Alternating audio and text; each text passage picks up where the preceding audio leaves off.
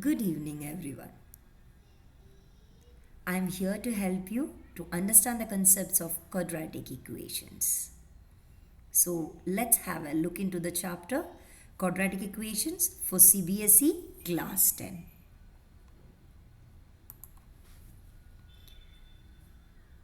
What do you understand or what it comes to your mind when you hear about the word quadratic equations? So, to start with, we need to have a recap of basics what you have learned in the smaller classes. What is the basics here? What concepts have you learned in the smaller classes which can be applied for quadratic equation? First thing comes to your mind will be what? Polynomials, right? So, what do you mean by a polynomial? Any algebraic expression in which power of the variable, if it is a whole number, then that particular expression is called as a polynomial, right? So you have learned how to identify whether the given expression is a polynomial or not, isn't it? In smaller classes, mainly in class 8 and class 9, you have learned about it. So, can we have some examples for quadratic equations? X square, it's a polynomial, right? It's a polynomial. Why is it a polynomial? Because it is having a variable x with the power 2, where 2 is a whole number, isn't it? Look at the second example, 3x cube plus 2x. This is a binomial, but it's a binomial. What do you mean by a binomial? When in an expression, if there are two terms, then we call that expression as a binomial. So is it a polynomial? How do we define? How do we cross check or how do we verify whether it is a polynomial, right? So check here. Which is a variable here? X is a variable, right? So what are the powers of x? In the first term, we are having the power of x as 3. In the second term, we have the power of x as 1. Both the powers of the variable x is a whole number, isn't it? So it is a polynomial. What about the third example? 4x square plus 2x plus 2, right? Here, which is a variable? X is a variable. What are the powers of x? It's very simple to identify. The power of x is 2 and 1. So, which is again a part of whole number. So, the given expression 4x square plus 2x plus 2 is a polynomial. What about the next one? Root 2x square plus 3x plus 1. Root 2x square. There is a square root. But is it for a variable? No, it is for a constant. Which is a variable here again? It is x. What is the power of x? 2. And what is the power of x in the next term? It's 1. So it's again a whole number. Therefore, can we conclude that all the 4 examples, what I have written, are polynomials, right? So let's have a quick recap.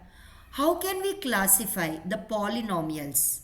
Depends on the power of the variable or depends on the number of terms. Do you remember? Let's have a look.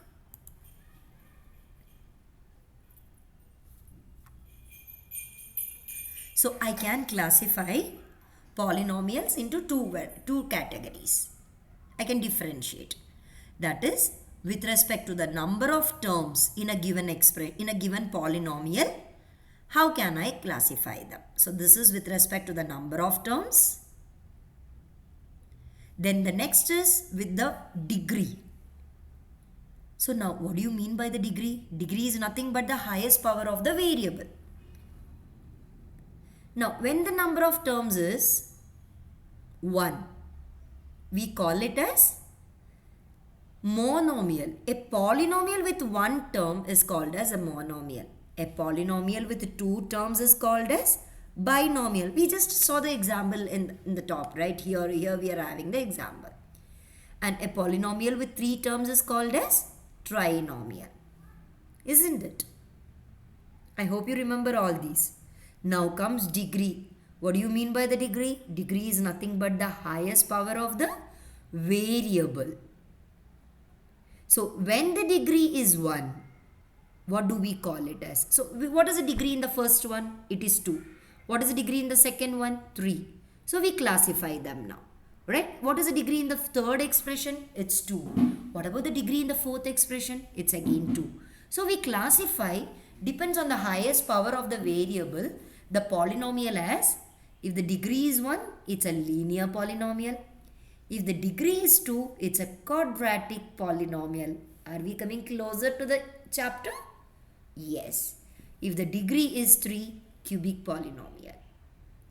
So if you just search, spend some time, you can find out the name of polynomials with degree 4, degree 5, degrees up to 10. Maybe more than that also. I'm not going beyond this. So here, when you equate a polynomial, so we got an idea about what is linear, what is quadratic and what is cubic. But these are all expressions, right? So when you equate an expression or a polynomial to 0, then we end up with that particular equation. Isn't it? So how do we get a linear equation? When you equate a linear polynomial to 0, we get a linear equation. When you equate a quadratic polynomial to a 0, we get a quadratic equation. Alright? Are you able to relate now? Yes. Good. So now comes cubic. So when you equate a cubic polynomial to 0, you end up with cubic equation. So this is the basics of, this is just a recap of how do we reach to quadratic equation with the concepts what we have learned.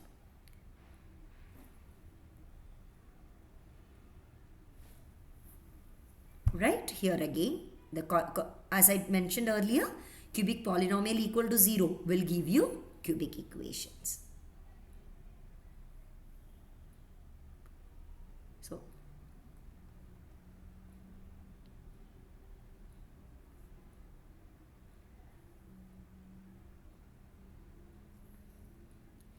can we have a look into the standard form of these equations then? You know the standard form of linear polynomial, quadratic polynomial, cubic polynomial, right? So, we'll just discuss that also. We'll just have a quick recap of that. What do you mean by the standard form of linear polynomial? What is the standard form? Yes, it is ax plus b, where a not equal to 0. Why a should not be equal to 0?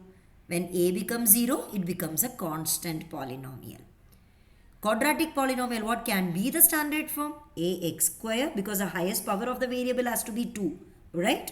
So it's ax square plus bx plus c. Here again, a not equal to 0. Why a not equal to 0? If a becomes 0, then it becomes what? Linear polynomial. So the standard form of a cubic polynomial is what? Ax cube plus bx square plus cx plus d, right?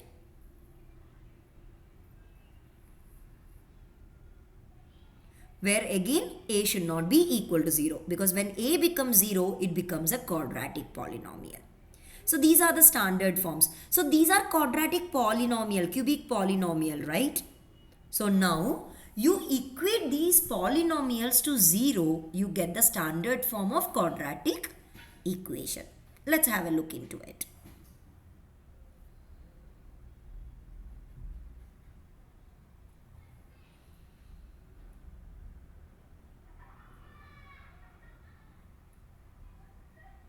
Can I say ax plus b, which is a linear polynomial? If I equate, I get a linear equation. Yes, correct.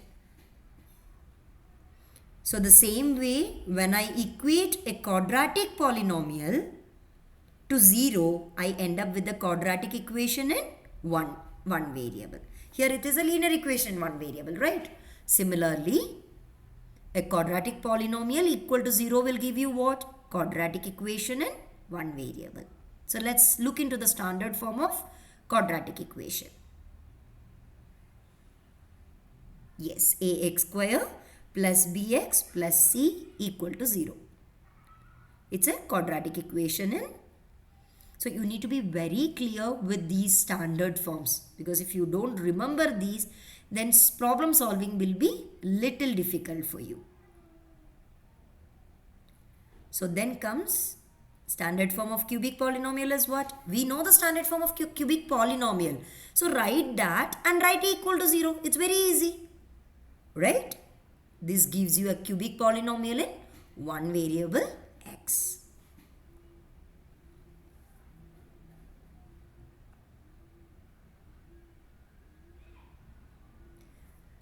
So I hope you have got an idea about quadratic equations, how it is going to be, right? So in this chapter, quadratic equations, what are you going to learn? Just the objective of this chapter. What are you going to learn? Any idea? What will you learn? Anyone? Yes.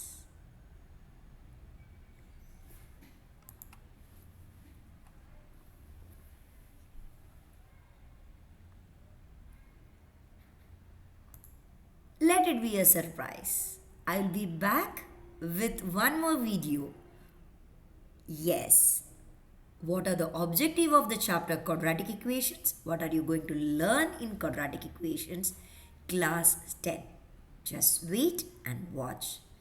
Signing off, Danya Santosh. Thank you.